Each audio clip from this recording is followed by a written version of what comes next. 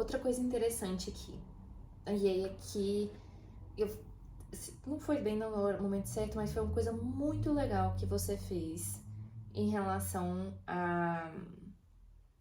às perguntas de necessidade. Isso é muito massa e é idealmente a melhor forma, inclusive, de você já sair dali com a proposta pronta. Você fez assim, ó.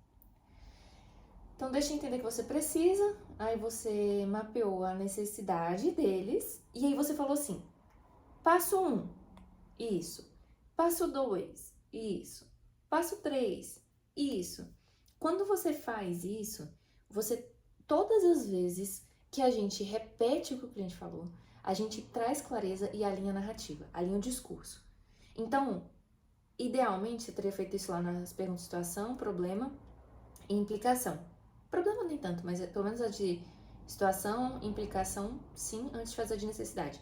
Aí, quando você fala isso, tipo, ó, passo 1, passo 2, passo 3, passo 4, você percebe que imediatamente o que eles fazem? Eles falam assim, essa estrutura faz sentido, até porque a gente não pode esquecer porque tem que ter tal coisa, tem as tarefas X que não podem perder, tem os gargalos Y. Aí, então, se você for observar na fala do cliente, ele sempre vai fazer isso. Todas as vezes que você apresenta um plano para o cliente, você fala assim, ó, então o que você precisa é isso aqui, desse jeito, nessa ordem. Aí o cliente vai explanar e ele vai falar assim, não, mas tem que ter tal coisa, não, mas tem que ter tal coisa, não, mas tem que ter tal coisa. O que é isso que o cliente está fazendo? O que é isso? Quando ele fala isso, são critérios.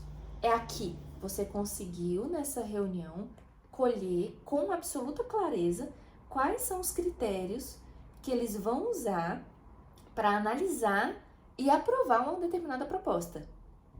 Entendeu? Isso tem que ser hiper claro para você. Porque das anotações que a gente faz durante um processo de vendas, essas anotações são as mais estratégicas. Então, quais são os critérios que ele vai aprovar essa proposta?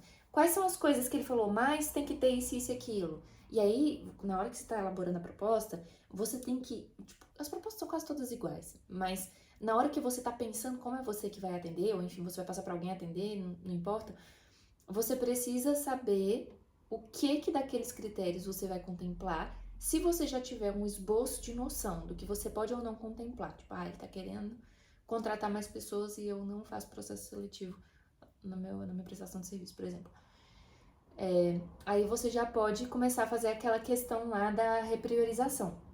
Então, como você apresentou um plano de ação claro, eles já criticaram esse plano de ação e já trouxeram outros fatores que eles julgam ser importantes, aqui é exatamente o momento de você repriorizar.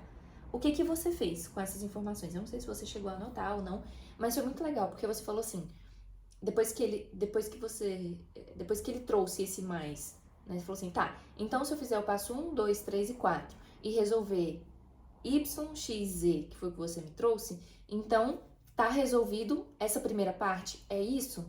Perfeito, perfeito. Porque agora você tem clareza cristalina para poder elaborar a proposta. Como essa reunião, os clientes já chegaram na fase de avaliação de opções, eu acredito que não vai, assim, potencialmente não geraria uma perda o fato de você não ter feito as perguntas da forma como precisava. O que vai afetar é a sua capacidade de expandir a proposta. Então, por exemplo, antes de descartar qualquer cliente, eu penso se dá para poder vender alguma outra coisa para ele. Quando eu tenho clareza da gravidade dos problemas,